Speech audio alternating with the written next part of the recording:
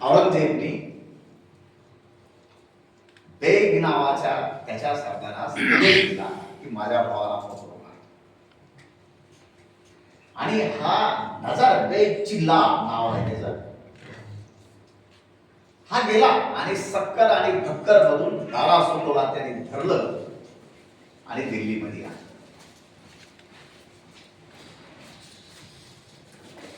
आणि खिस्र बाग आहे दिल्लीला.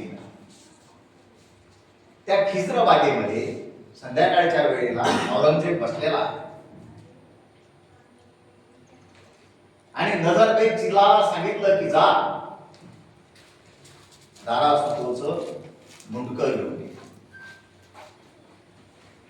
म्हणजे जो मुंडक्याचे मिनार बनवणारा औरंगजेब या देशामध्ये राज्य करत होता, त्यावेळी छत्रपती शिवाजी महाराज महाराष्ट्रामध्ये औरंगजेबची दृष्टी सध्या पडत नव्हते, नजर सध्या इकडे पडत होते. त्याच्यासाठी मॅनेजमेंट तर काहीतरी करावं लागेल ना. मग नजरबेग चिल्ला गेला.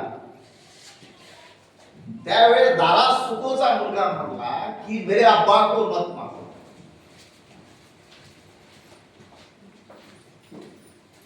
कारण दारा सुको औरंगजेबचा मोठा भाऊ, त्याने एक सुंदर ग्रंथ लिहिलेला आहे. हिंदू आणि मुस्लिमच्या ऐक्यावर ग्रंथ लिहिलेला आहे. आणि त्याने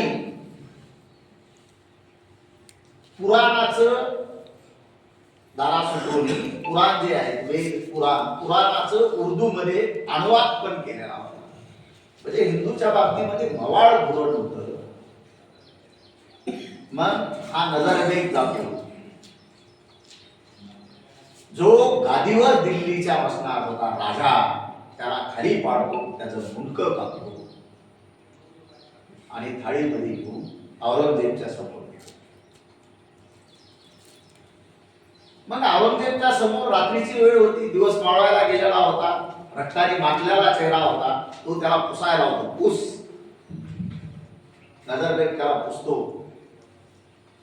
मग दारा सुको पळून जात असताना त्याचा मुकुट पडलेला होता, तो मुकुट औरंगजेबकडे होता, ते घेऊन ये, त्याच्या डोक्यावर ठेव.